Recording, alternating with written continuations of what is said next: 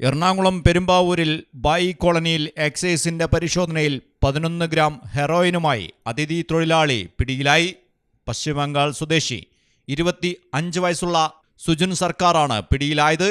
അതിഥി തൊഴിലാളികൾക്കിടയിൽ വിൽപ്പന നടത്തുക എന്ന ലക്ഷ്യത്തോടെ പ്ലാസ്റ്റിക് കവറിനുള്ളിലാണ് പ്രതി ഹെറോയിൻ സൂക്ഷിച്ചിരുന്നത്. ഇത് ചെറിയ ഡപ്പികളിലാക്കി ഡപ്പി ഒന്നിന് 1000 രൂപ നിരക്കിലും അതിലും കൂടിയ വിലയിലുമാണ് ഇയാൾ വിൽപ്പന നടത്തിയിരുന്നത്. Kunnathunad excise circle inspector S ബിനുവിന്റെ നേതൃത്വത്തിലാണ് ബായി കോളനിയിൽ പരിശോധന നടത്തിയത്.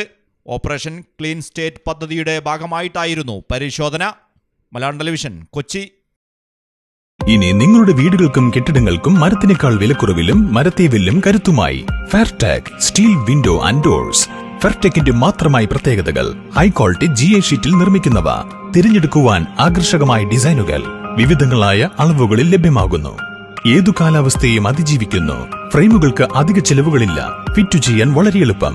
ഇനി ഫെയർടെക് പ്രൊഡക്റ്റുകൾ ഉപയോഗിക്കൂ. സമയവും സമ്പത്തും ലാഭിക്കൂ. ഫെയർടെക് സ്റ്റീൽ വിൻഡോ ആൻഡ് ഡോർസ്.